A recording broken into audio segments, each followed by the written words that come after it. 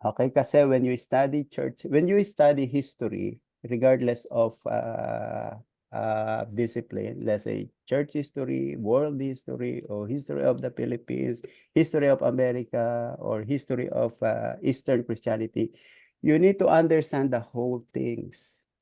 Okay, so that when you explain, when you expound, it's easier for you to explain it. Kasi if you only knew a portion of this, a portion, that is very difficult. You will find difficulties to explain. Okay, kaya paulit-ulit ko, look at that. I always remind you about, part one is Jesus movement. Part two, it's Catholic Christianity. Part three, the age of Christian Roman Empire. Part four, the Christian Middle Ages. Part five, the age of Reformation. And then part six, last week, we talked about the age of reason and revival. What are those? Puritans and Puritanism, the cult of reason, the heart and its reasons, Pietism, Wesley and Methodism, and the first Great Awakening. Okay, we will discuss this, the Great Awakening. Actually, we discussed that, and then we will continue because there is what we call Second Awakening, Third Awakening, Fourth Awakening, and then our generation, our time. Okay, so the first awakening started from 1730. Okay, from 1730 and then until 1900, there was no stop of revival and awakening in America, in England, and in Europe. Okay, now let's go to part 7. Okay, so we will talk about several issues tonight. Okay, and this is exciting because it is now in our part. Okay, it is now in our generation. All right. Okay, so the restoration of the fortresses. Okay, in July 14, 1789. Okay, so remember this date. Okay, and remember also July 4, 1776. July 4, 1776 is American independence. All right. Now, 1789 is French Revolution.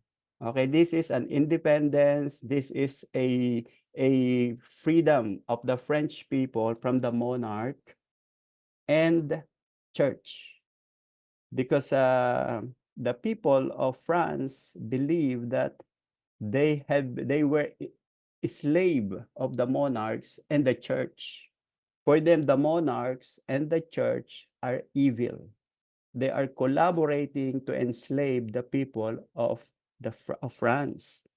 Okay, that's the idea of French Revolution. Okay, so the idea of French Revolution is glorification of man rather than glorification of God. They want to remove God from the society.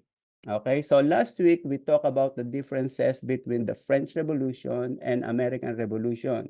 In French Revolution, they remove God. In American Revolution, we establish religion in America with freedom, but without the support of the government, without the financial support of the government. And until today, churches in America are free. Okay, we are free. We do not have a state religion. We can establish church anytime. If you have a small group, you can register it to the government. You can establish your own. You can raise fund. You can ask people to give tithes, but you will not receive nothing, not even $1 from the government. But you are free to do. And that started during the 1776. Okay, and that's the first amendment that no state religion in US. That's why the Jewish people are very afraid. If you will notice here, if you are in America, you will notice that the Jewish people do not side with the Republican because the Jewish people are for Democrats because Democrats is always liberalization, democracy, no religion. But Republican always focus on evangelicalism, what other religion or Christian faith. How do you call that? Uh, you you are when we say Republican, they are very conservative. That's the thing. Unlike the opposite of Republican is progress.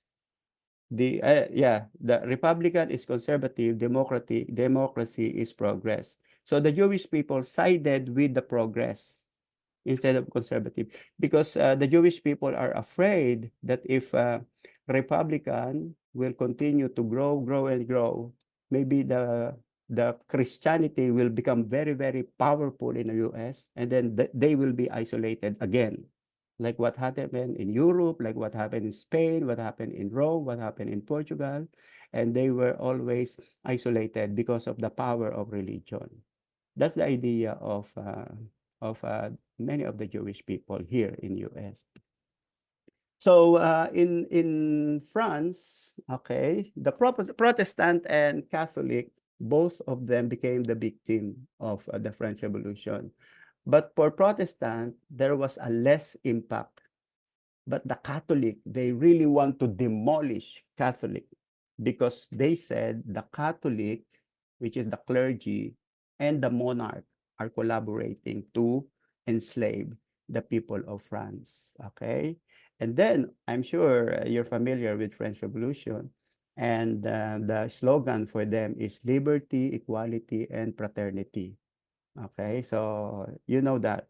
You study that in your France. And this is the symbol of slavery, according to them. The symbol of monarch and clergy. This is the Tower of Bastille. Okay, so they bombarded this, they knock it down, and then they kill many clergy, monarch. Okay, if you have seen the opening of Paris Olympic last, remember the opening night of Paris Olympic? What have you noticed? The head of a woman. Do you remember that? Who is that woman? Marie Antoinette. Okay, Marie Antoinette was beheaded, and during that day, okay, and then the emperor was Louis the 16th. Okay, they were all killed by the people of France because they don't want them to reign. Okay, so according to survey, there are 25 million people in France, and only 200,000 belongs to the rich. Only the 200,000 are the most privileged people: monarch, princess, kings, queens, princesses, and the clergy. And then all the rest are all slaves. The rest are all slaves. Okay. So they want that France should be governed not by few people. It should be governed by the people, whole France, the whole people of France. Okay. So of course, the Catholic was devastated, and many of the people in Europe, European nations were divided. Some of them sided to France, but some of them sided to Roman Catholic, like Rome, Portugal, and Spain, because Portugal and Spain was very, very faithful to Rome. Okay, and one of the most prominent person during that time was Napoleon Bonaparte. Okay, so he seized the reins of power. He had worked out an agreement with the people to restore Roman Catholic in a special place in France. And the church has lost its position of power. That's why until today, French is very, very liberal. They were very secular, very, very secular. Okay, like look at the opening of is this Olympic, and this all approved by the president and the Congress. Okay, and they are not ashamed to show the world that they are very modern. Okay, all right. So during this period, the Catholic was the most target. Okay.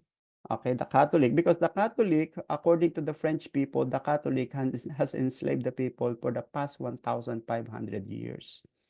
They stopped the progress. the progress of economy, and the progress of intellectualism. They said this religion hinders the progress of the people. Okay? So they said that we want to be free. Okay? And then, so that liberalism, letter B, proposed to overthrow the evil that afflict mankind. According to them, the religion is the evil that afflict mankind. And in this battle, it's not only refused the assistance of the Roman Catholic, it insisted that the church had no right to express its view on morality. Can you imagine that? They reached to that point that you, people of the church, you have no right to talk about morality because you are immoral. That's according to the people of France. All right. And then liberty meant to have right to have own opinion. Okay, we don't need your opinion. We don't need your sermon. Okay, in order for us to live in moral living, we don't need your advice. Okay, so this is what happened to France. That's why the nation of France became very secular. Okay, and then in 1850, remember that this is 1789. Okay, so after 25 years, Napoleon Bonaparte died and his empire collapsed. Okay, so after it collapsed, what happened to Catholic, to many Catholic? Okay, so in 1850, there are many Catholic in Europe and in Latin America that gained independence from Spain and Portugal, like Mexico, Latin American country, Honduras, Ecuador, Chile. All of them became independent. And then it has effect also in the Philippines. Okay, remember when the Philippines was under Spain. And in here in 1870, okay, here in 1870, King Emmanuel of Italy conquered all papal states, and it came to an end after more than 1,000 years. It was only in 1929 that Benito Mussolini granted the papal state full sovereignty in the small Vatican state. So you can see that the Vatican now, in present, in modern time, Vatican is a state within a state. Okay? But prior to that, okay, King Emmanuel of Italy has seized all the properties of Roman Catholic because almost all Italy belongs to Catholic religion.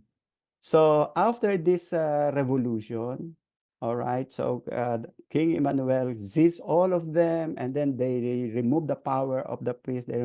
Now Roman Catholic became a small entity, okay, without voice. Now in 1829, here comes Benito Mussolini.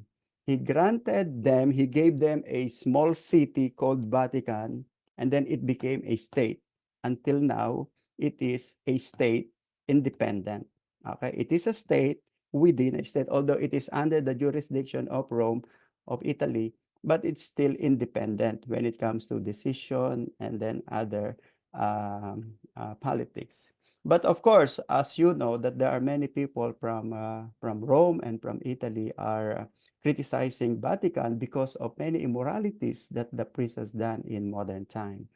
Okay, now right after the collapse of Napoleon Bonaparte, okay, the Pope immediately took the power because there was no emperor that wants to control this time. So the Catholic priest has begun to exhort Catholic again. Okay, they want to extol the position of Pope in Rome. Okay, and then let's read this. Some Catholic extol the papacy as only source of civil order and public morality, which is opposite to the belief of the French people. The church must be a monarchy according to the will of God. What sovereignty was to secular king, infallibility was to the popes. The Jesuits claimed that the Holy Father was the vice God of humanity. So during this period, immediately after the collapse of the empire of Napoleon Bonaparte, the Roman Catholic proclaimed that the Pope is infallible. When we say infallible, he never committed mistakes. Okay? Any pronouncement of Pope is a pronouncement that originated from God. Okay, that's the meaning of infallibility. So if the Pope said we have to do this, all people in the world, especially the Catholic, must obey it because he is the representative. He is the vice God or the second God. All right. And the Pope accepted it. The Pope accepted it. Okay. And then he believed that his power, well, we know that it was already ordained long time ago by the Catholic priest during 4th century, Pope Leo, and who's the other Pope Gregory. Okay, now because they became lesser and lesser and weaker in power. Now this time in 1870s and 1900, the Pope was able to regain the power. And many many Catholic Church joined the power of Pope.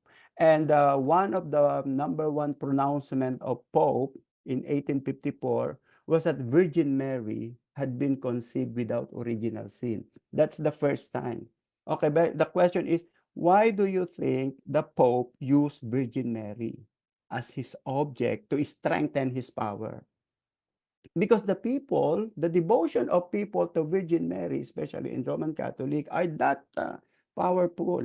Even the Lutheran, do you know that when you talk to some Lutheran, when you talk to some Anglican church, they still follow the devotion to Virgin Mary. All right. And that is the reason why the Puritans wants to get out of the Anglican Church and from Europe, because they are not purifying the Anglican to be a full Protestant. Okay. So again, as I've said, until today, the infallibility of Pope is still imposed until today. They still believe that the Pope never commit mistake, the Pope never sin, because the Pope is representative of God. So anything that the Pope said is a message from heaven. Okay? And also during this period, the Roman Catholic, okay, declared war on socialism, rationalism, freedom of the press, freedom of religion. Okay, so there was no freedom of religion again this time. Bible society, separation of church and state, and hosts of other demons in the age of reason. So according to the Roman Catholic Declaration, let us declare war against this nation. Example, socialism or rationalism. So we know that this is about the Roman Catholicism and France also that defected from Roman Catholicism. So you can see that there was war. So this time it is no longer religion against religion. It is religion against the state. Religion against the state. Okay? All right. And as I have said, during the time of French Revolution, okay, for the first time they declared, okay, for the first time, it was John Wycliffe who first declared that the Pope is the Antichrist. But during the French Revolution, they believed that the Pope is really the Antichrist. Okay? And for that reason, many Roman Catholic who get out from the Roman Catholic believe that it is the Pope who is the Antichrist. In June 30, 1870, the Council Fathers voted in favor of the definition of infallibility of Pope, with 533 agree and 2 against. It meant that the Pope exercises full and direct authority over the whole church and over the individual bishops. So you can see, look at that 1870. 1870, it is already period of Jose Rizal in the Philippines. Do you remember the Cavite Mutiny? Okay, in Cavite. It happened in 1872. 1872. Okay, so this time the Pope declared that he was infallible. 1872, many Filipinos, particularly the mestizos. Okay, it was the mestizos who always revolted against Spain. This is actually what happened to Mexico and to many Latin American countries. These are the mestizos. The mestizo means half breed, half Spanish and half local. And they don't want to be controlled by the full-blooded Spaniards. So they rebelled against the Spaniards. And this is also what happened to the Philippines in 1872. The three priests were mestizos. Okay? And that's why Spanish was very, very cruel in the Philippines during this period.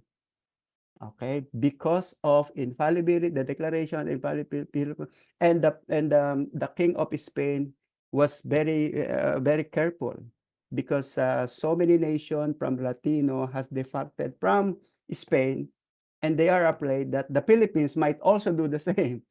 The Philippines might follow it. Okay.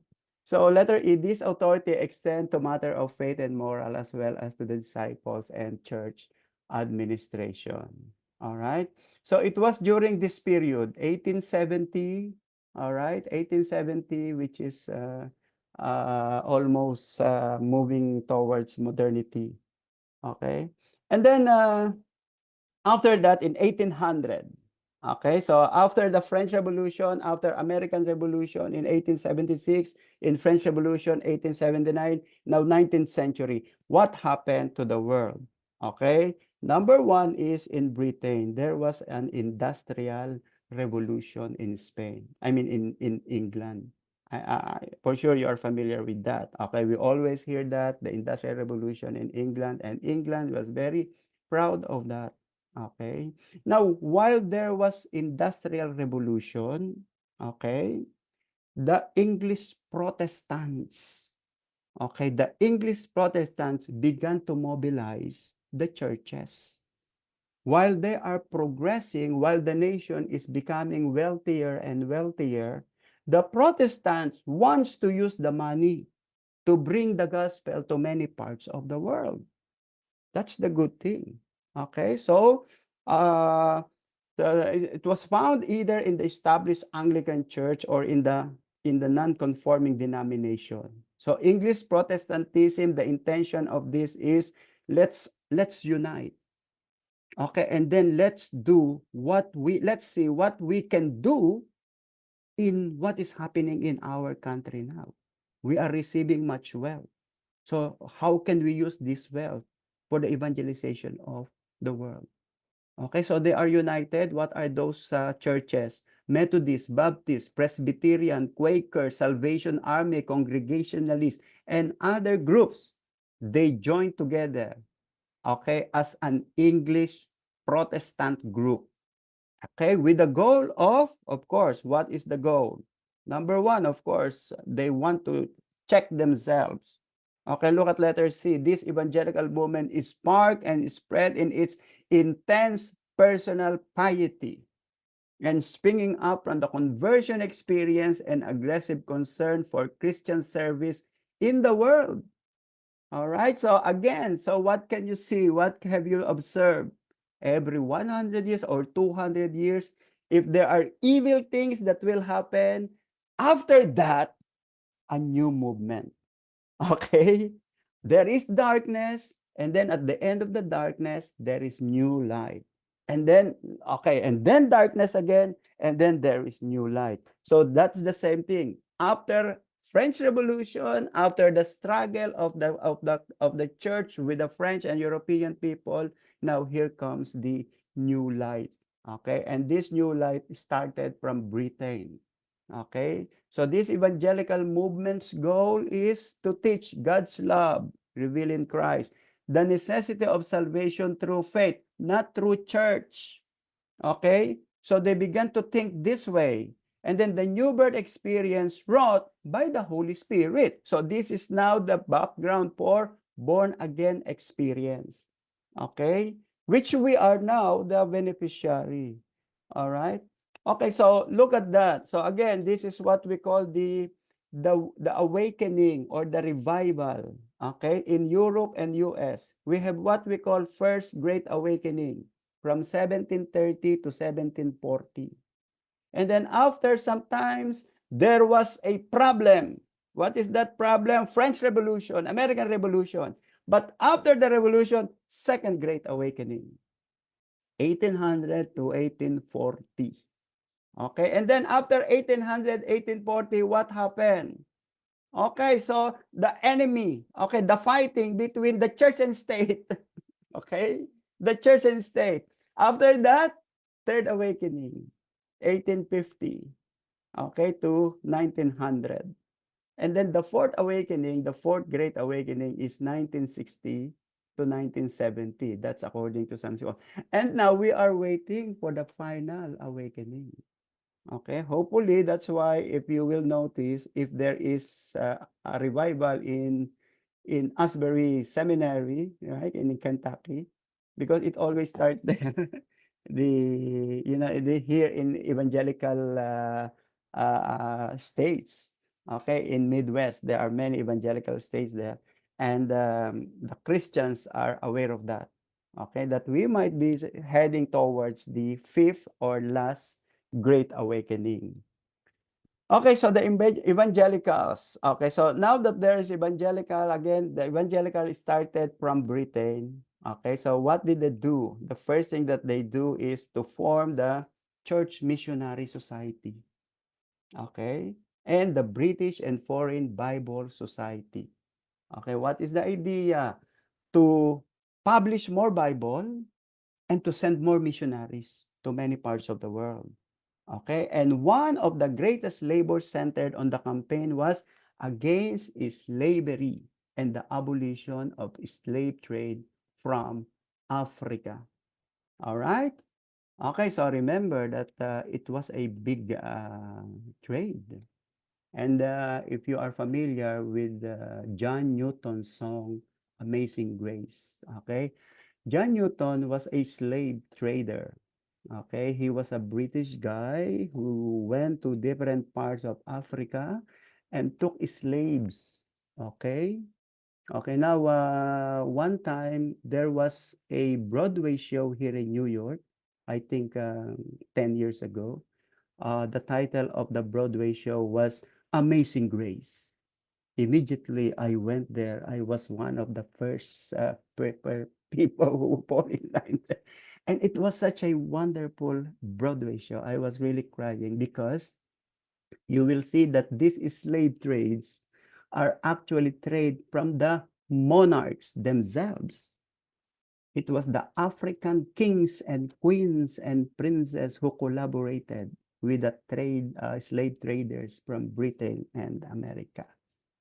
So it was not just Christian or European words. It's a collaboration. And it was the monarchs who did this. Okay. And in 1770, out of 100,000 slaves from Africa, the British has transported more than half, and many Englishmen consider the slave trade inseparably linked with the commerce and national security of Britain. Because who will do the farming? Who will do the mean works? Okay, the farming of wheat and barley and cotton and this and that.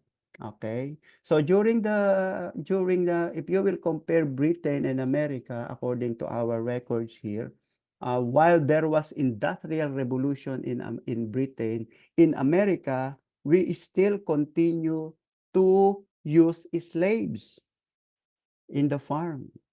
While England has already machineries to till the land, America is still using the slaves to till the land. And it was a big, big business. Okay, and now you cannot blame some black people for abhorring their past because of what happened in this past. All right. Okay, now in 1807, the Christians in England began to look at this, that, oh, we have to stop it. We have to stop it. And finally, it was stopped in Britain. And then it took another 60 years to stop it in America. Okay, when did it was stopped? 1865 during the Civil War.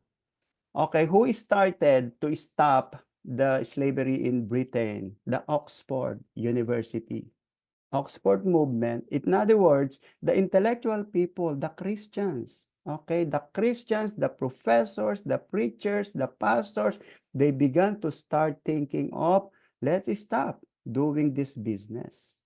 Okay, and they said that, look at letter B, the Oxford men felt that the Church of England needed to affirm that its authority did not rest on authority from the state, but it came from God.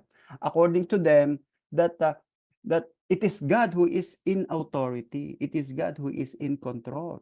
And all human beings are created equal, even black and white. Okay, as early as that, as early as 1800. Okay. And then the evangelical and Catholic views of Christians' role in society are alive. So during that period, the Lord is moving mightily in England. Okay. And today, that's the envy. You know, in our modern time, that's the envy. The history of the past is the envy of the modern pastors and Christians. They want revival in England. They want revival in Europe. And I pray that it will happen also in in America. Okay, so here comes the Protestant mission. All right, so we are just continuing this. Okay, so there is a new movement in 1792. It started by the Baptist Missionary Society, again in England, and pioneered by William Carey and James Fuller. Went to India. Okay, so look what happened to these two missionaries. They went to India. They study the culture, language, and religion, like Hinduism, to grasp a full understanding of the people.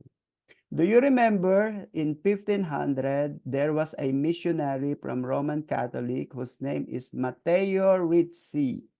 And this Matteo Ricci from England, I mean from Italy, went to China. And then Mateo began to study the culture, language, and religion of the Chinese people. Do you remember that? And then that was the beginning of new strategy for mission. And then after 300 years or 400 years, here comes the two-person, William Carey and James Fuller. They have heard that was the style of Matteo Ricci. That's why he was able to bring the Chinese people unto the Lord. So these two people follow the same strategy. Okay? So they said that if we will study the culture, the language, the local religion of the local of our target people, we will be able to win them unto the Lord. And this is what happened. Okay? And according to our book, there are many missionaries who are unsung heroes because they died while they were doing mission. Many of them died because of malaria, sicknesses, and many of them died from the hands of the savage people. Many, in fact, thousands and thousands of British missionaries went to Europe. I went to India, okay, just to bring the Indian people in mission. Okay, do you know that the first Bible, okay, just to tell you, my brother and sisters, that the first Bible, not the first Bible, but the first two British missionaries that entered in the Philippines during this period, 1800, were two British member of British Bible Society. They went to the Philippines, and then they check in at the hotel. Do you remember the Hotel Oriente? Okay, that was the oldest hotel in the Philippines. And when the priests learned that these are British missionary from England, according to the record, the following day, these two guys were dead, were found dead in their room, and said that they had been poisoned. All right. because the priest, the Catholic priest, doesn't like it. They don't want the missionary, the British missionary, to be in our country. All right.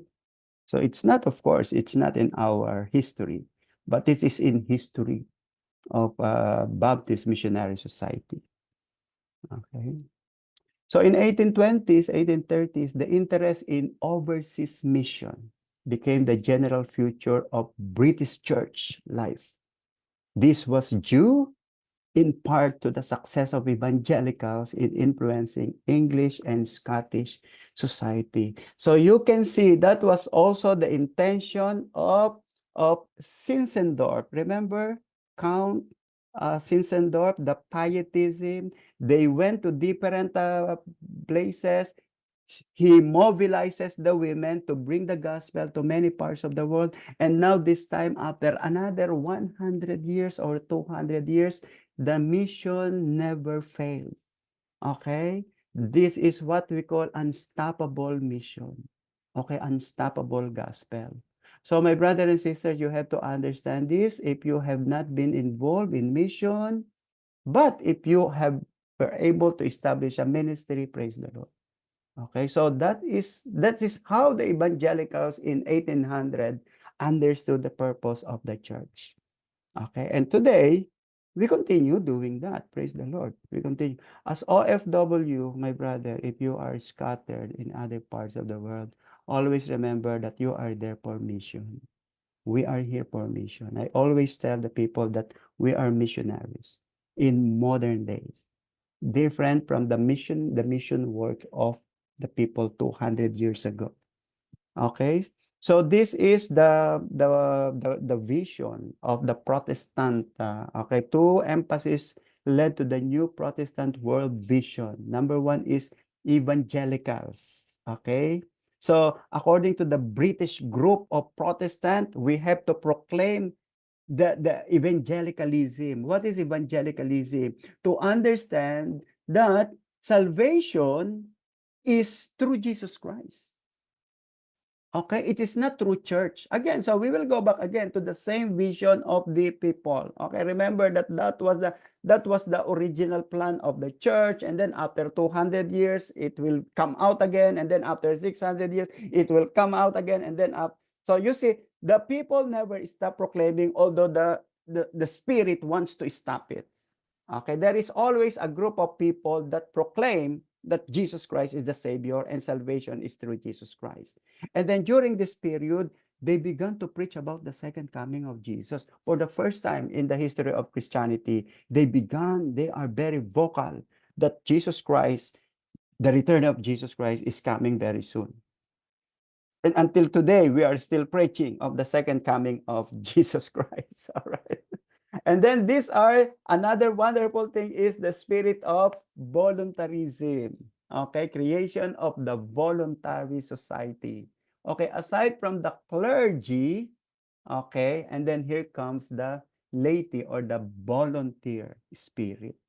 Okay, in this period, the supporters of global evangelism were driven to find another form of cooperation to find funds and suitable missionaries to send to foreign land.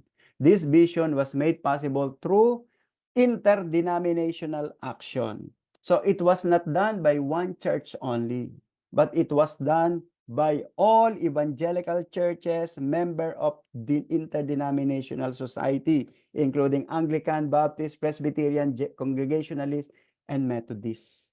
Okay? So again, this is British Protestant. Roman Catholic is not included here. Lutheran is not included here, but and other group. Okay? Mostly the evangelical group. Ordinary men and women or lay leadership came to hold key positions, something truly impossible elsewhere in the church. Remember that only the clergy should lead this. Okay? They collected money, a penny a week, from members of a local missionary society. Auxiliary and distributed the missionary magazine, participated fully in the work of mission. And then it became organized by means of voluntary society. So this is a penny contribution. Okay, and then they will send the money to the mission work, or that money will be used by missionaries who will be going to different parts of the world. Now in America, the first foreign missionary society was American Board of Commissioner for Foreign Mission. So before you go to mission, well, you have to take a course. Okay, you have to take this, you have to study, and you have to know what nation would you want to go according to the guidance of the Holy Spirit. Okay, so if you believe that you want to go to India, so you have to study the culture, you have to study your basic language. If you believe that you want to go to the Philippines, you have to study the language. So you will notice that there are many priests, the Catholic priests are very fluent in Tagalog. Okay, and even the Mormons now. Have you talked to, when I was a teenager, I was, I thought I will be converted to Mormonism because my friends and are Mormon missionary. Okay, and then I feel that I'm American boy also because my friends are all American guys from Mormon. But my brother told me, no, Freddie, don't go to Mormon. So I stopped working with these people. Okay, so their members had pledged to devote their lives to mission service. So since this is mission and we are doing the mission work of God, do that. Okay, let us just do so that when you stand in the presence of the Lord, you will not be ashamed and you will not be afraid that you have not done anything for mission. Remember that mission is the last command of Jesus. Okay? If you will die, let us say you are in your deathbed and then you are surrounded by your family, what would be the last message will you tell them? And for sure, the last message is the most important message that you will be telling them. And in here, Jesus Christ's last command to the disciple is the Great Commission because Jesus knew that this is the most important command that they should not forget. All right. And so the revivalists, okay, the revivalists from generation to generation to generation, from one another generation, never stop sending mission. If the Christians was revived, this is what we have noticed. When the Christians revive, their intention is to serve the Lord. Now, there is one religion that when they are revived, their intention is to kill the Jews and Christians, which is very opposite. Jihad. Okay, that's why it's really very, very dangerous for that religion to have revival because the intention is jihad, to eliminate all the opponents of their religion. But for Christianity is totally different. Okay, Christianity, the founder died. Okay, it is the founder who died for the salvation of the follower. But in other religion, it is the member who should die for their gods. It's the opposite. All right. That's why Paul in 1 Corinthians 13 said, even though I give my life and I offer my life as a burnt sacrifice, and without love, I am nothing. I am nothing. All right. All right, so by the end of 19th century, almost every Christian body, from the Orthodox Church of Russia to the Salvation Army, and almost every country, from Lutheran Church in Finland and in Italy to the newest denomination in America, had its share in the missionary enterprise overseas. All right. And I believe, wow, this is a wonderful works of the Holy Spirit. And this is what we're waiting for in our generation, revival, the great awakening. Okay, what are the marks of modern Christianity in 18 to 1900? Worldwide expansion. If you do not expand overseas, you are not true Christianity. That was the sign, that's the mark during that time. Number two, missionary movement. There must be missionary from your church. If you don't have missionary, you are a dead church. Number 3, humanitarian ministry. Oh, orphanage, schools, hospitals. All right. And then letter D, the restoration of the gospel, of course. That is very important. We should not neglect the importance of the Bible in our church. Okay? Although you are doing lots of good works, but without the Bible, your works are nothing, because salvation is by grace, not by works. And if you will look at other churches now, my brothers and sisters, if you are familiar with the theology of Salvation Army, the Quakers, the Brethren, the Moravian, the Lutheran, they have lost the passion for mission. And they have lost the passion for true theology. Okay? In fact, Salvation Army never do the baptism. They never do the communion anymore. But their focus is fundraising. That's why we have Salvation Army. Okay, you donate your goods and then they will share it. That is for the benefits of poor and less desperate people. Okay, that's why we can do the good works, but you don't have to ignore the importance of the Word of God. Okay, this is what happened to some. Okay, we do not hear Quaker group now. We don't hear the works of the Salvation Army is now like a business. But they were very, very passionate with fire in 1860, 1870. All right. Now this is the spirit of voluntarism. Okay. In American West, okay, we are in England. Okay, now let's go back to America. Okay, now we are in America. As evangelicals face the challenge of winning a nation to Christian obedience, two instruments were available to them. Again, the same thing, voluntary society and the revival. The voluntary society allowed the Christians from various denominations to unite in some matter of common concern, while revival subdue the wilderness of the land. So you can see whatever happened to England and other European nations, it will bring down to America, and then America will be infected by this revival. The spirit of voluntarism, okay, happened also to America. The spirit of revival happened also to America.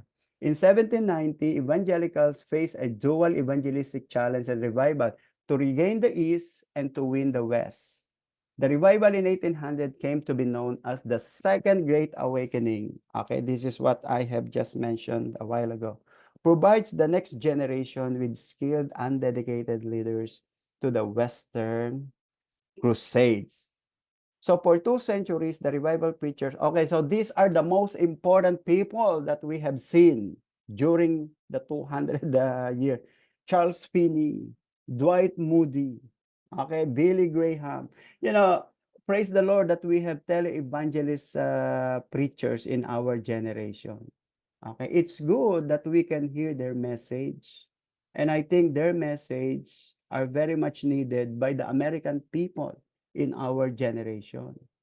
Okay, it's better that the people are able to hear that kind of message than nothing at all. Okay, than hearing the dry mass, than hearing the preaching of Islam. Okay, when you go to, okay, now one time I was in England.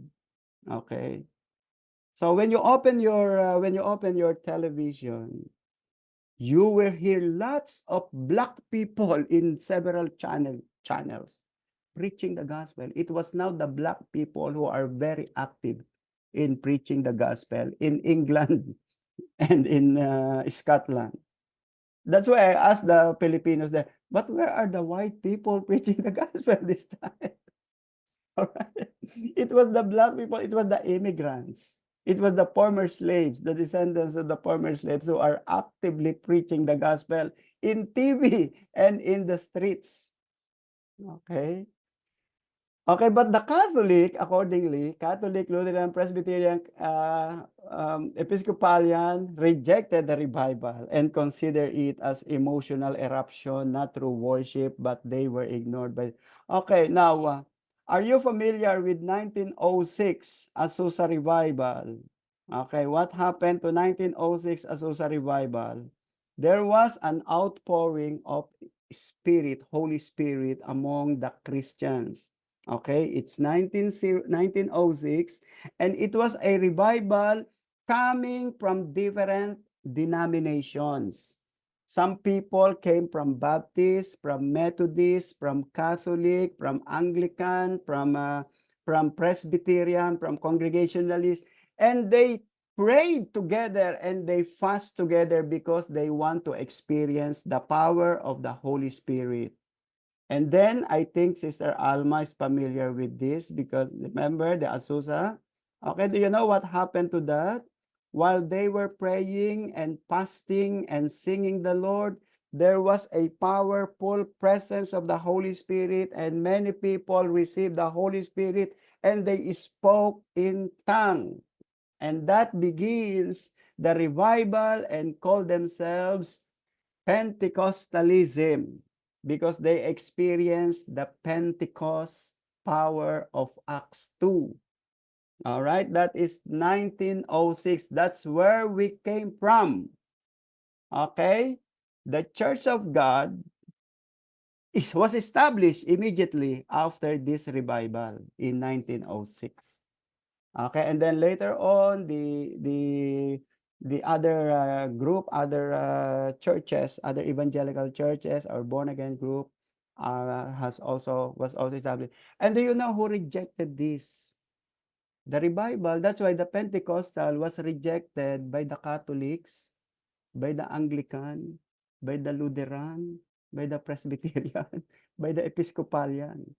They rejected the revival in 1906 and they proclaimed that this revival did not come from above, but it came from below. That's the declaration of European churches and other and other Protestant group. Okay, and that's why it took many years for them to accept that the Pentecostal is really a work of God. Okay, because it was a phenomenon. Okay, it was a phenomenon that it happened after many years. All right, for the first time after many years, the people had experienced the power of God through speaking in tongue. 1906, and it happened right there in Azusa, Los Angeles, California. And it was not led by white people. It was led by black people, Zimor. And according to them, they don't believe that it is from above, but it is from below. All right? Because for the first time, the revival was led by non-church, non-established Protestant church. It was established by laity, by volunteers. All right? That is exactly what happened in 1906. And then after that, Church of God was established in Cleveland, Tennessee. And then all other groups, okay? The Four Square, okay? And then the Assemblies of God, the Church of God in Christ, and many other born-again group. All right? That's why I told you it took many years for other Protestants to accept that this revival is from God, because immediately they declared that this is not from above, but this is from below.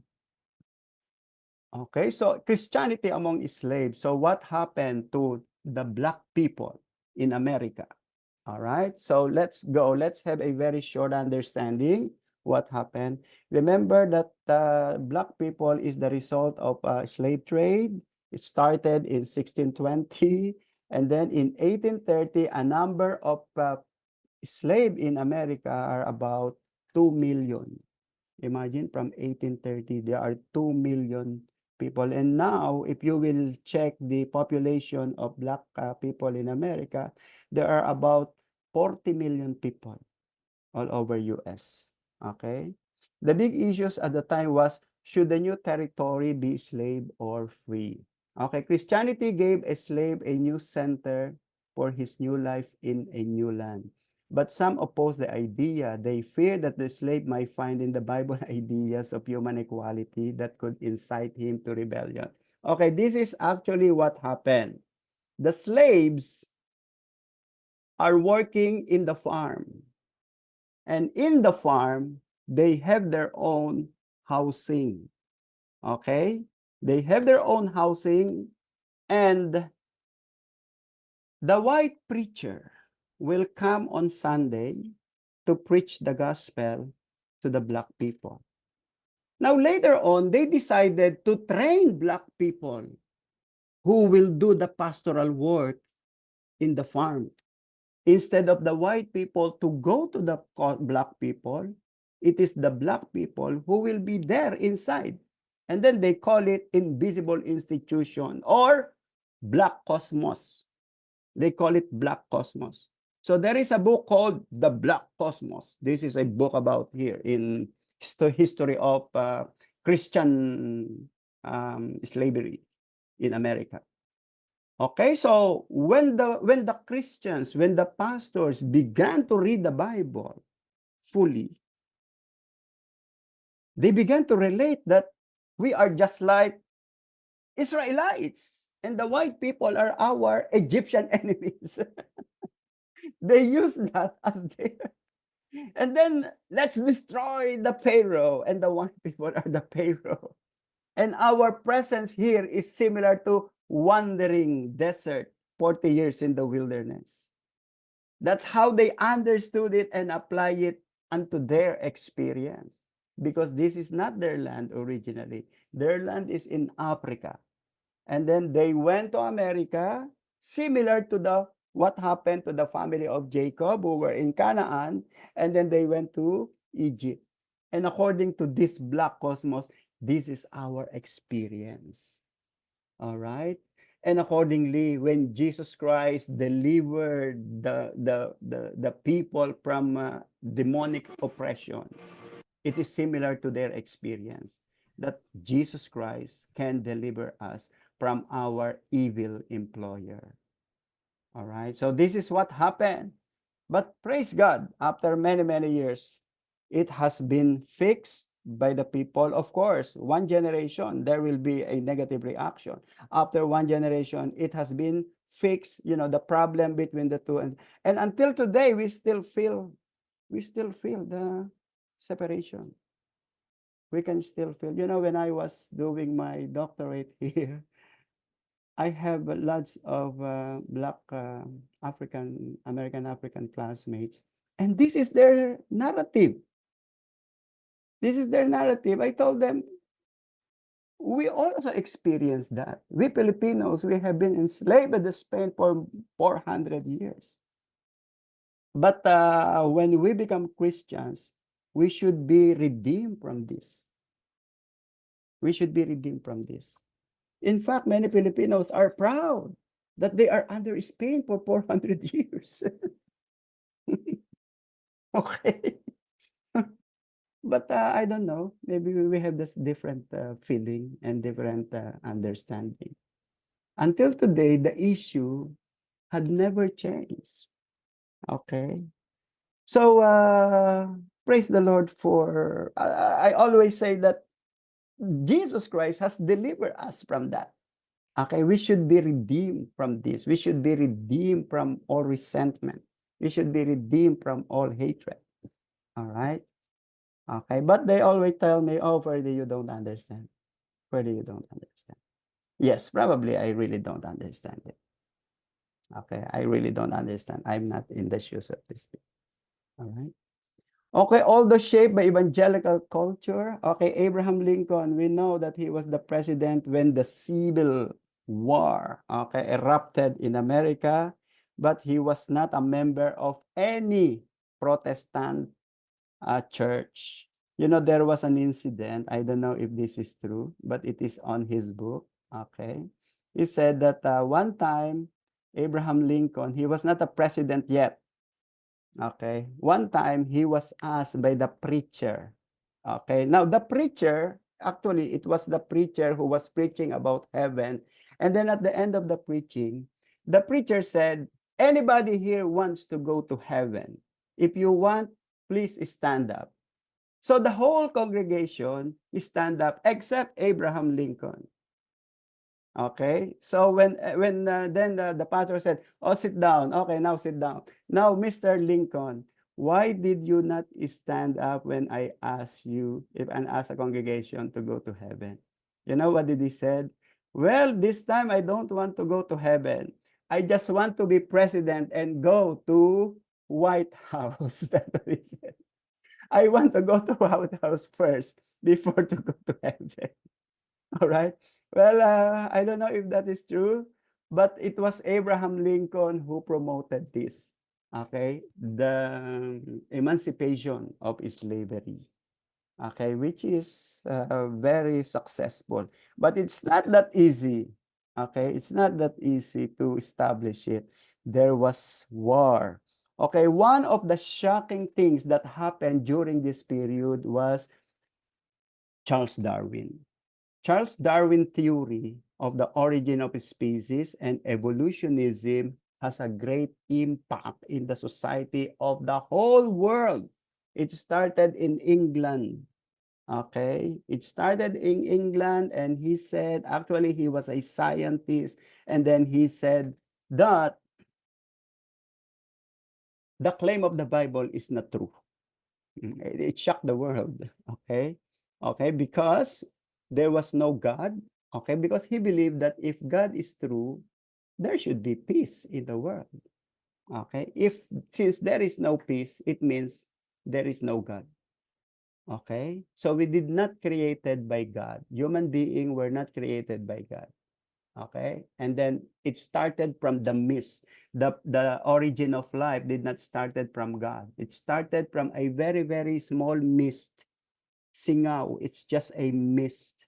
And then this mist has become enlarged, bigger and bigger and bigger, and it became hotter and hotter and hotter, and then it became expanded, and then boom, and then it is now what we call the Big Bang Theory. All right, that's how he started his origin of species. And then many intellectuals approve it. Okay, and until today, okay, that's why that was the effect. Until today, we are still okay. That is 1859. So there was increase in industrialization in American society. People from many parts of Europe came in America, bringing the religious opinion, alien from tradition, way of Protestant America's view of the Bible. All right, so here comes America. America opened the door to the immigrants, and many of the immigrants brought their religion, brought their ways, and then America became a complex society until today. Okay, it became a very complex. As more seminars and college professors took advanced degrees in the leading European societies, this is another wonderful things that happened. While there was an evolution that's happening, there was another group of Christians that began to think and began to criticize the Bible. Okay, while Charles Darwin has criticized the Bible negatively, there is another group of Christians who are faithfully, okay, they want to critique the Bible and they want to see the positive side. Okay, okay, and some of them believe that Moses was not the author of the book and Jesus Christ was not the Son of God. Okay, and during this period, this is the most wonderful things that happen in understanding the scripture that we reap in our generation. We call it biblical criticism. Biblical criticism. What is this biblical criticism? Okay, the biblical criticism is a way of understanding the Bible. Okay, because prior to Charles Darwin, there was no biblical criticism. Biblical criticism is a reaction to Charles Darwin's The Origin of Species. Okay, what is biblical criticism? There are two kinds of biblical criticism. Number one is lower criticism, and the other one is higher criticism. What is lower criticism? Lower criticism try to reconstruct the precise wording of the original Bible from an inspection of the many surviving ancient manuscripts. So the idea of biblical criticism in lower form is to check the original Bible. Is the King James Version that we have is exactly similar to the Hebrew and Greek Bible? That is lower criticism. So we have to understand Bible. Let us study Hebrew. Let us study Greek. And then let us compare with English if they are exactly similar. Maybe the Bible that we have is just an adulterated Bible. So that is lower criticism. So the Christians and the scholars began to study Hebrew. They study Greek, and then they study the grammar. They study the sentences, and they compare it with the sentences found in the Bible if they are correct or not. All right, that is criticism. But prior to that, there was no such thing like that. Whatever the dictates of the priest and the pastor, people will just accept. But this time, no, the people began to criticize it. The people began to critique. All right. And then what is the higher criticism? Higher criticism is interested in the meaning of the text. And we can only understand the Bible if we see it against its background. So what is the meaning of higher criticism? You have to go back to the original meaning of the text from the original language. Okay, from the original language. That's why, example, when Jesus said, an eye of a needle, what is the meaning of this in the original? And what is the meaning of the text? An eye of a needle. Now, there are some scholars in 10th century that says the eye of a needle is an ancient gate in Jerusalem, which is very, very small, that even only small person can enter. That if that person has a camel or a horse, the horse or camel cannot enter there because it's so small. That's how they interpret it in 10th century by a man named priest Malachi. Okay, that's the meaning of that. His name is Malachi, and he was a priest. And that's how he interpreted it. Now, the question is that true? Let's study the text. Let's study the original Greek version. And then let's study what was the meaning of this in time of Jesus, not in our time. All right. So that is the meaning of lower and higher criticism, which we follow in our generation. Okay? And it's good that we are all open in our time. We can study, we can explore, we can ask the opinion of others. That is the reason why we, the scholars, has to study Hebrew Greek. Because the purpose of that is to prevent erroneous interpretation. Okay, so you can see that some preachers has to go back to the Greek word for this is this and that and that and that. The Hebrew meaning of this is this, that, because it started there in biblical criticism in 1900. All right. All right. So another question is Moses the writer of 5 books of Moses? Was he the writer of Genesis, Exodus, Leviticus, Numbers, and Deuteronomy? Because there are some scholars that says during this period that it's not Moses who wrote the Bible, the Old Testament. Because according to them, okay, they can prove that it was not Moses who wrote, who did not write this Bible. They said they can prove it. And you know what are their proof? Okay, the Genesis. Because according to them, in Genesis chapter 1, the name of God there is God, God, God, God. And God said, and God said, and God said, Elohim, Elohim, Elohim, Elohim. And then in chapter 3, chapter 1 and chapter 2, God said, God said, God said. Then in chapter 3, Lord God said, Lord God said. How come that the name of God has been added by Lord? And then in chapter 4, it was only, and the Lord said, the Lord said, the Lord said, the Lord said. And then in chapter 5, and God said, God said, God said, God said. We studied this in our Old Testament study. Okay, I already told you about JEDP. Okay, Yahweh's, Elohist, Priest, and Deuteronomist. It started there here in 1830, 1840. That according to this critique, the chapter 1 of Bible was written by someone else. The chapter 3 of the Bible of Genesis was written by another person. And then the chapter 5, which is God, God, God, or Lord, Lord, Lord, was written by another. And then Moses compiled them only and make it Genesis. That's how they think during that time. Okay, and that is what we call the biblical criticism. All right. And who were the beneficiaries of that intellectual exploration? We. Me. I'm a teacher of Old Testament, so I can teach it, which is right. That is correct. Okay. It could be true, but it could not be true because we don't have proof that there was something such like this. Okay. As far as we know, God is the name of God. Lord God is the name of God. Lord is the name of God. And he is just one and the same. Whether his name is God, Lord God, or Lord, there is no difference. That's how we understand it. Okay? But for the scholars in 1860, 1830, they want a right answer.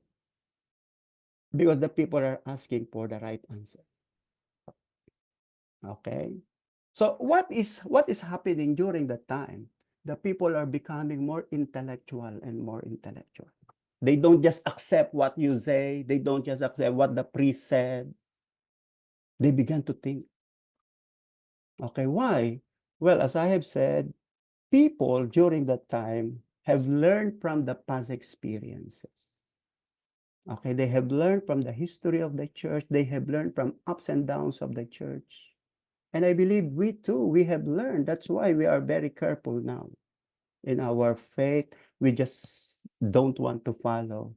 That's the reason why in our generation, this is the danger.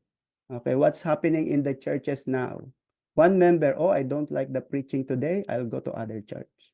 Oh, I don't like the pastor's the outfit, I go to other church. Oh, the pastor there is not handsome, I'll go to other church.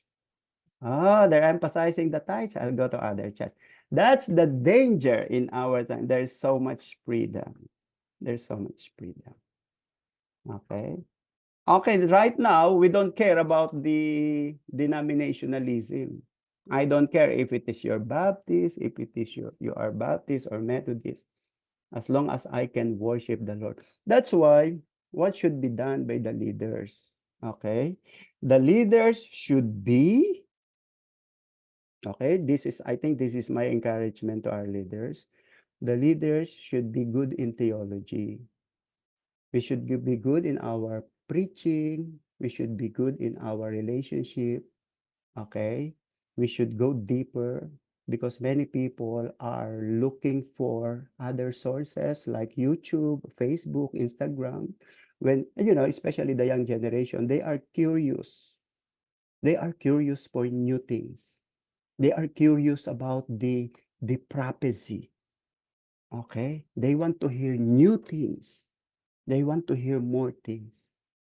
Okay, so now it is our role. Okay, yes, we will talk about salvation. We will talk about Jesus, but be sure that you will present salvation, Jesus, in many different forms, but it's still salvation. that will excite the people. That's why we should be more imaginative. We should be more, what's that? Artistic, imaginative, and how to present the Creative. gospel. Huh? What is that? Creative po. Creative. We should be more creative this time. Okay, as a preacher. Okay, sometimes we have to put the picture so that it would be easier because the people wants picture. They want to see laptop. They want to see cell phone.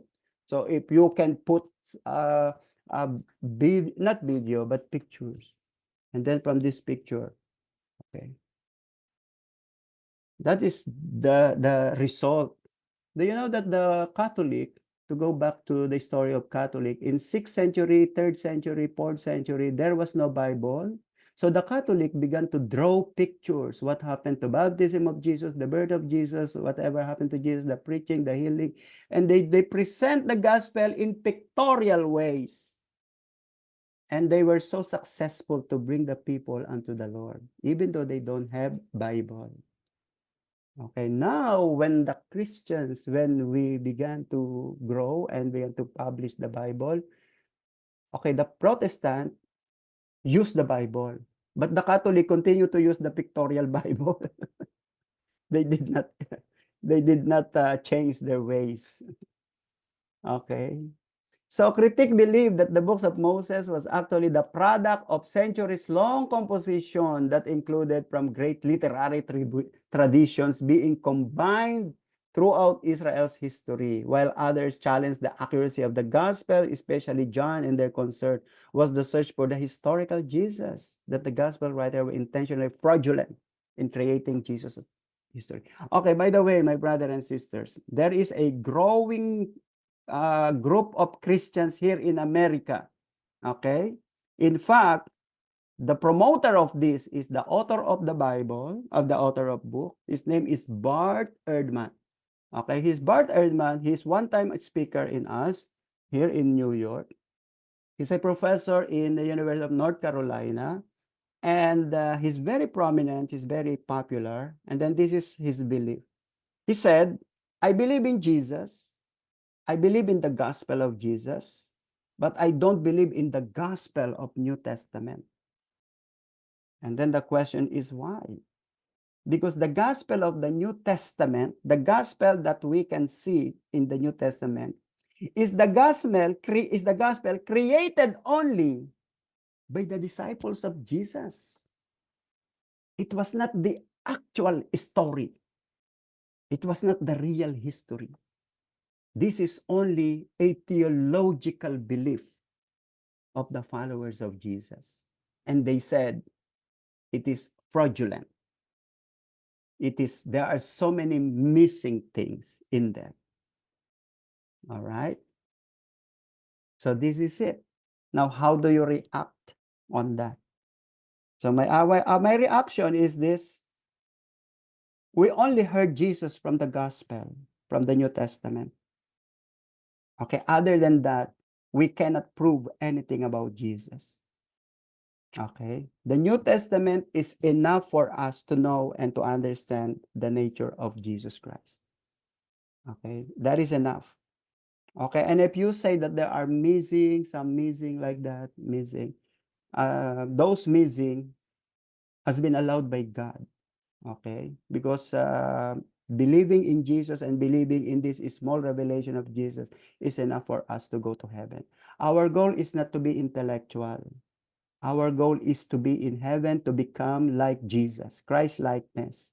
That is the goal of God to the people. Okay, our goal is not to discover more revelation. Our goal is to discover yourself, who you are in the eyes of God. Because the intention of God for you is Christ-likeness, not intellectualism, but Christ-likeness. All right? So these things, okay, this criticism happened during this period. And until today, okay, there are many still people following this. You know, even our president, the president of Union Theological Seminary here in New York, is the president. He said, I am now an ex-Christian, but I can still teach New Testament. I'm an ex-Christian. And she is very proud to tell that I'm an ex-Christian, but I can still teach New Testament. If you will go to Duke University, the professor of New Testament there is an LGBT professor of New Testament.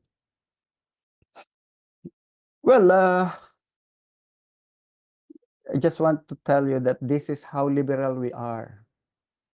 Okay, and we do not know what still happen in the future. Okay, our goal is to defend or just to be faithful to the Word of God. Just be faithful to the Word of God, because we will be judged by God based on our faithfulness. So the impact of biblical criticism, I spend so much in biblical criticism because I want you to know, but because it has a great impact in our present time. Liberals welcome higher criticism because they recognize a radically different view of the Bible and was necessary for intelligent modern. What is higher criticism? The basic doctrine. How do we understand the text? The lower criticism is what is the original language. But the higher criticism is what is the meaning of the text. So what is important in knowing the text in your system, in your hermeneutics? When you study hermeneutics, we have to go back to the original text. We have to go back to exegesis. Exegesis is very important. Exegesis means investigation. You have to investigate the text. You have to go back prior to the text and after, subsequent to the text, so that you can understand the full meaning of one verse. That is higher criticism. And we are doing that in our generation. But prior 500 years before, no, they don't do that. They just follow the traditional way of interpretation. Letter B, the higher critiques make it clear that God has revealed himself through an evolutionary process. This evolutionary revelation of God finds its fulfillment in Jesus, where God is portrayed as the loving Father of all men. You know, praise the Lord that our preaching today, our belief today is similar to this progress. Although there was intellectual period, these people were so intellectual, and yet they were able to preserve the truthfulness of the Bible. One of that is Friedrich Schleiermacher, a German theologian who attempted to rehabilitate religion among intellectuals. Because if he believes that if he will convince the intellectual Christians to understand this, okay, even though they become more intelligent, they become more liberal, they can still preach the gospel in its right perspective. All right. You can be, that's why in fact, according to Augustine, the reason why I love Christianity is that you can be intelligent and you can be religious. That's according to Augustine. Remember the teaching of Augustine? The reason why I was attracted to Christianity is that you can be intelligent and you can live holy life. Unlike the other religion wherein I was a member, it was only intellectual, but no holiness. But in time of Schleiermacher, he said, Christian can be intellectual and can be holy. And I believe it also happened to you. Another one is Albrecht Ritschl. Okay, that's the same thing. Faith was understood to be irreducible to other experiences beyond the scope of reason. Faith came not from fact, but from value judgment. According to him, we cannot rely on the experience of others. Okay? We cannot rely that if somebody said, this is my experience, or you have to have the same experience that I have. He said, no. Okay, your experience is one and my experience is another. Okay? As long as we do not go out from this, from the biblical perspective, from biblical belief. That's why he said, irreducible to other experiences beyond the scope of reason. Because there are some time that faith cannot be explained. You cannot explain why did it happen. Sometimes when example, you said that God is good all the time. But what if, will it make sense that God is good all the time when you are in trials and suffering? If you don't have money, God will supply all your needs and let you are zero balance. Okay, so you need to exercise your faith beyond the scope of reason. Okay. You see, so praise God that we have people like this. We have intellectual Christians who are like that. Okay. And then here comes the social crisis. The social crisis in US. Okay, because let's read this. France had a political revolution. Germany has an intellectual revolution. But England gave birth to industrial revolution. They had the markets on and money for industrial revolution. Life was suddenly changed. Wealth for mankind greatly increased, but it brought a host of evils. Factories were without system of workmen's compensation or health insurance. The work days were 12 to 15 hours of hard work for minimum wages, and anyone who suffered in the factory was considered a result of his own negligence.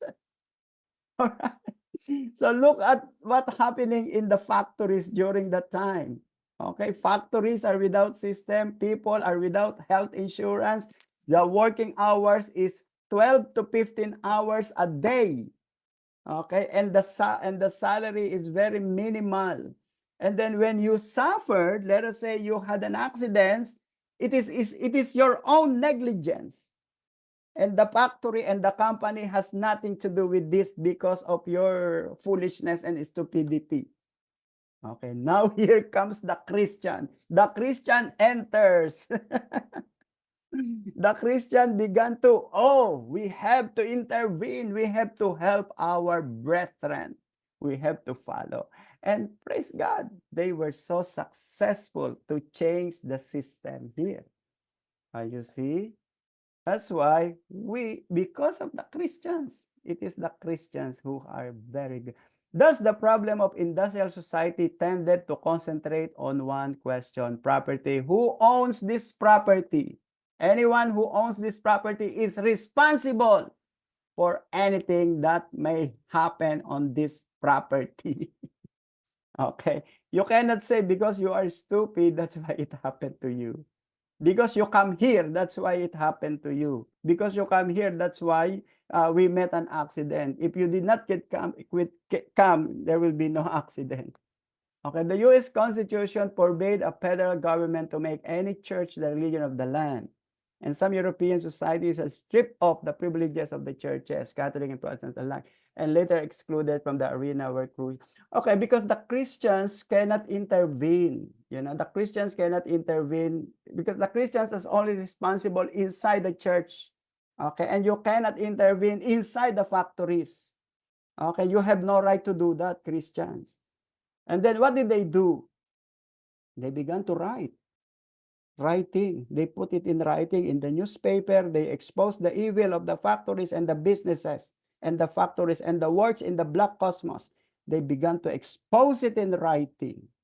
And then the people saw the evil of this. And with the help of Christians, the government has begun to think about, okay, there are some senators who began to change their views about factories and business. You see, it is the Christians. And then in the previous 100 years, it was the Christians also who started the orphanages, they started the schools, they started like the scholasticism, the universities. It was the Christians who always, okay? And as I have said, there was always, okay, we have 3 more slides and then we will go home. Karl Marx. In the midst of all this, Karl Marx was born and he started communism and socialism. All right. 1818 to 1883 arose preaching a new form of socialism. He criticized Christianity, claiming it was untrue to its own vision and had not taken the side of the wealthy oppressor. He was a Christian, but he was a Jewish guy. His parents were Jewish, converted to Christianity. Okay, and then Karl Marx was a Christian, and then he said, I saw the evil of Christianity for exploiting the people. Okay, so he saw the Catholicism, and he also saw the Russian Orthodox Jew. Okay, he thought that the time had come for the poor to rise up to engage in history changing violence. So violence here is the violence made by the priest, exploitation of the poor. So he is just like Napoleon Bonaparte in France, but this time in communist countries. He was born in Rhineland, Trier, Prussia, of German Jewish parents who had been converted to Christianity. He published the famous Communist Manifesto, proclaimed the inevitable revolution and the triumph of the masses. And then it was followed by next generation, Lenin in Russia, and then they applied this. And then actually in Israel, they follow this, the kibbutz. Okay, so when you go to Israel, it's a communism. The kibbutz system in Israel is a communism. Okay, so you are a member of the community, and then you have a small salary only, but you are free in all of your expenses. They will provide your house, they will provide the water, the electricity, everything, but you will work for 8 hours. And then with a very, very small salary. That's how the kibbutz system operates in Israel. And this is what Karl Marx wants to happen. All right. Okay, but at the same time, the Christians also began, as I have said, they began to sing the song, Glory, Glory, Hallelujah, the onward Christian soldiers. The Christians began to address the problem of the factory workers in sermon and books. They promote the prohibition of child labor practice and support housing regulation. Many of the Protestants, particularly the lay preachers, supported the Workmen's Association and the importance of apprenticeship. Charles H. Spurgeon was an instrumental in creating Christian orphanages. All right. In 1864, William Booth started his ministry with the Methodists, and his workers organized themselves like a military unit and were soon called the Salvation Army. So, as what we have said a while ago, that there are many powerful churches, fiery churches in 1800 that are now gone.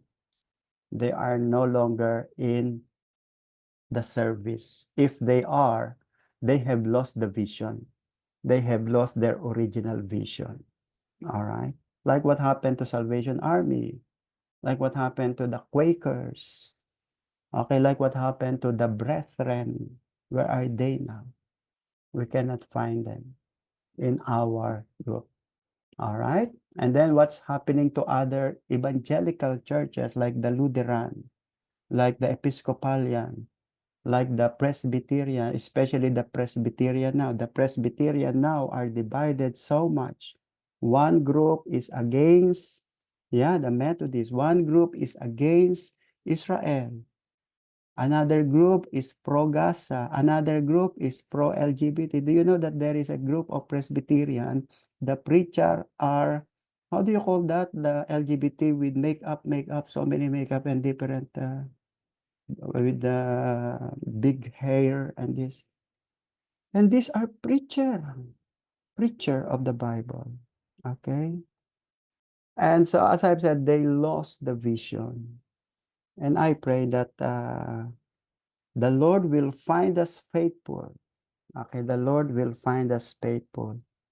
During this time, in reaction of many social crises, a group of Christian leaders stood up and proclaimed that the true law of the universe is that man is made to live in community, to work with one another. instead of against one another. All right. So instead of exploiting the workers, let us use them and compensate them properly. That's the goal of the Christians. And I believe the Christians are still active in our generation, the true Christians.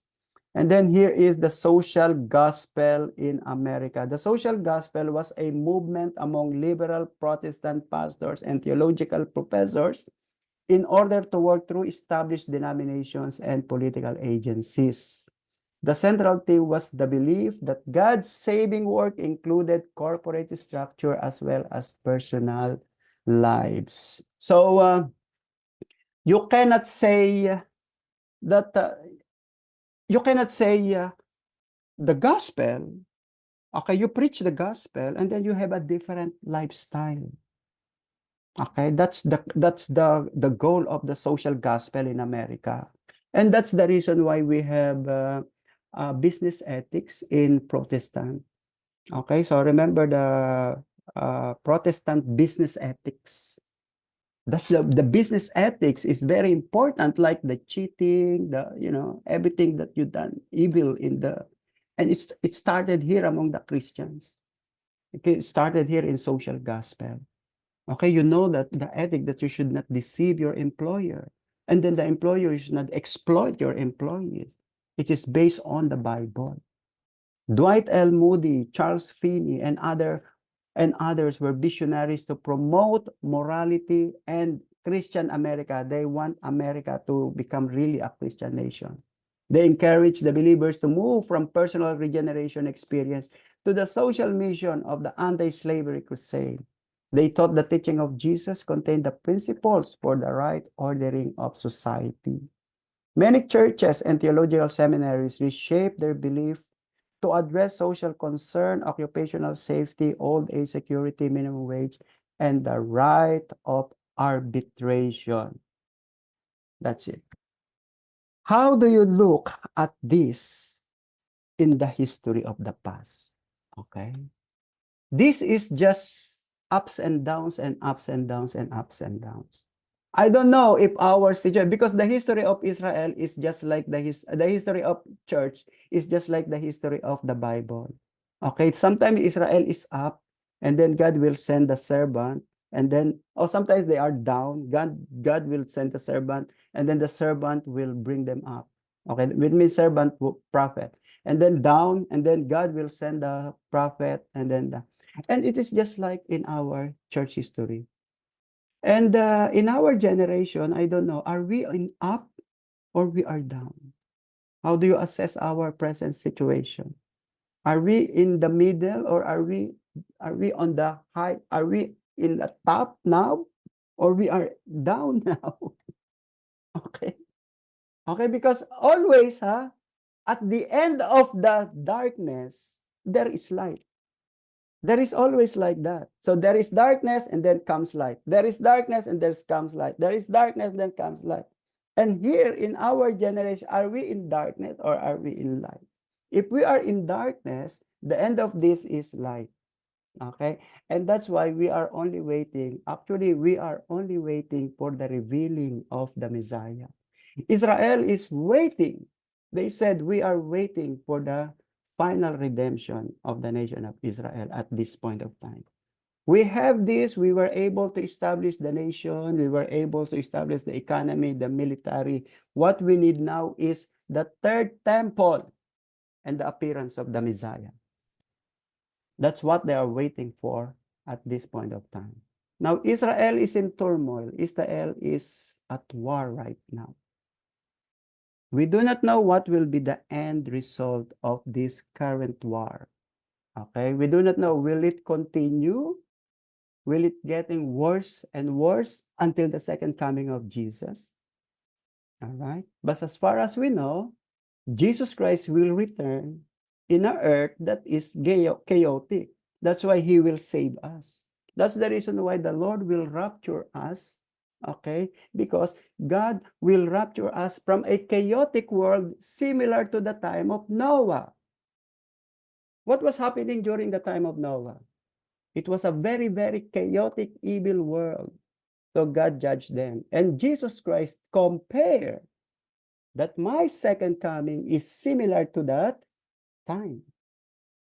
And I don't know if we have reached that moment. Maybe we will still experience worse. Okay, remember that during the time of Noah, it was the Nephilim and humans' genes are mixed. And that's the reason why God destroyed the people, because the mix of genes of Nephilim, the fallen angels, and humans. And now maybe we have mixed genes of human and robot now.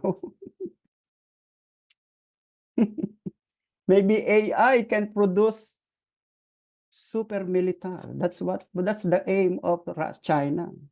They want to develop superhuman, super army, super military. That's why many people are against AI. It might be true. We do not know. Okay. It's exciting if you know the truth. Okay. It's exciting. Yeah, they are human, superhuman. Okay. But I hope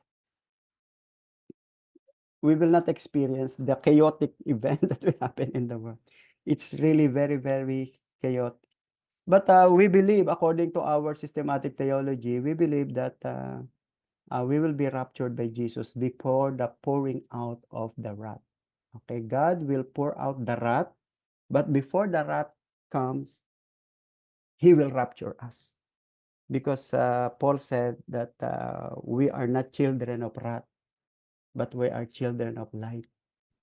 Okay, but the non-believers are children of wrath. That's why it is them who will experience the wrath of God. But before that wrath comes, we will be raptured. And that is our hope. That's my hope. That's my belief. All right. Okay, so next week is our last meeting. Do you still want to meet next week? Or you just want to finish your paper? You want to finish your Both. huh? Both. What? Both. All right. Okay, last Pastor, kailan po Both. yung ano nun? Yung paper natin? tomorrow. Hindi, kailan po ang submission last day deadline? Tomorrow you want to submit. Before you graduate. Okay, you have 2 weeks like that. 2 weeks, 3 weeks. Okay. But be sure that you will submit your final in order to receive your grades. Huh? In order to receive you will not receive your grades. Okay? Unless you have completed the requirements. And also, by the way, you can send your payment in Wesel. I mean, Wesel_US. What's that? I don't know what is the. You can send your payment via cell. Okay, via cell. Okay. So, any question or any violent reaction on what we are talking about here? None. Okay, now I think there is a message here. According to Brother Stan, our Hawaiian brother, be a Berean, compare what is said to scripture. Yes, gate wasn't around back then, it came later. Good things, I dress nice and I look guapo when I preach it.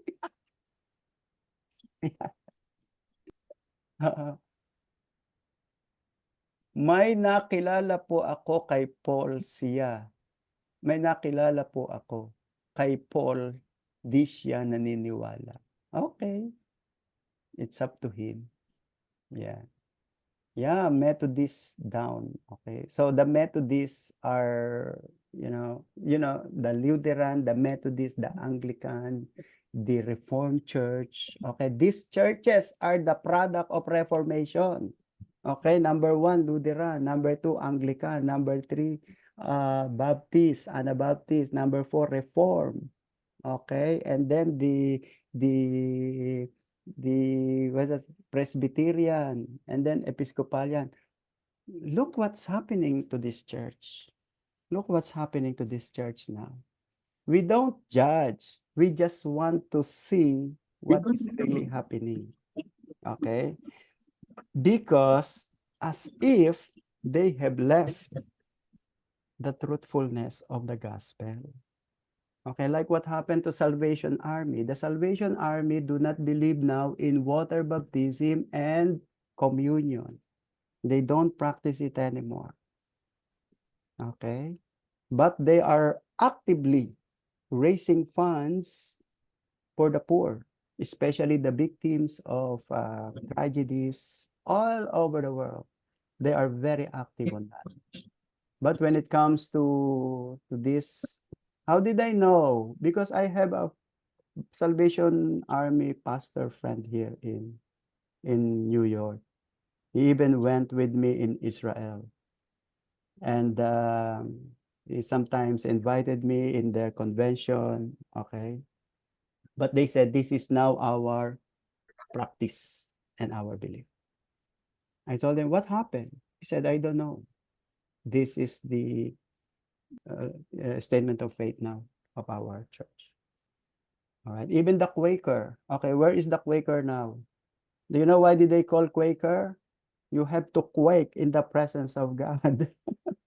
And if you are familiar with El Filibusterismo, remember the book of El Filibusterismo? Are you familiar with that, Brother Stan? Okay, you ask your wife. Okay, El Filibusterismo is a book written by Jose Rizal in 1890. Okay, and then according to Rizal, when he was in New York, he saw the Quakers preaching here in New York, in Church Street. And according to the El Filibusterismo, okay, he said, oh, Pepay is one of the characters. Pepay is very Catholic, very obedient to Catholic because of the indulgences. If only Pepay will hear the preaching of the Quakers, she will tremble. It is written there in El Filibusterismo. If Pepay will only hear the preaching of the Quakers, she will tremble. Because according to Jose Rizal, they were fiery preaching the gospel here in okay, when you go to New York, there is a church, there is a street called Church Street. And on that Church Street, you can see all churches built in 1800, 1840, 1860. They call it Church Street because all churches are there. Methodist, Presbyterian, Episcopalian, Catholic, Quakers, Brethren, Salvation Army. Okay, but now it's a different story. You see, so that's why the question now is, where is the church now? Where is the church? Okay, so the church again is people. The church is people. It's not an organization. All right, let's close it in prayer. Father, we thank you for tonight. Thank you for the blessing. Thank you for the understanding. Help us, Lord, to be more faithful to you till the end of our lives. We give you honor and praises in Jesus' name. Amen and amen. All right, let's have one picture. Okay, by the way, as I've said, 2 weeks from now is New Testament. So, already 1, 2, 3. Okay, thank you very much. Thank you, Thank you po, Pastor. Pastor. Good night. Good night, Bye-bye. everybody. God bless you. Bye-bye. Bye-bye. As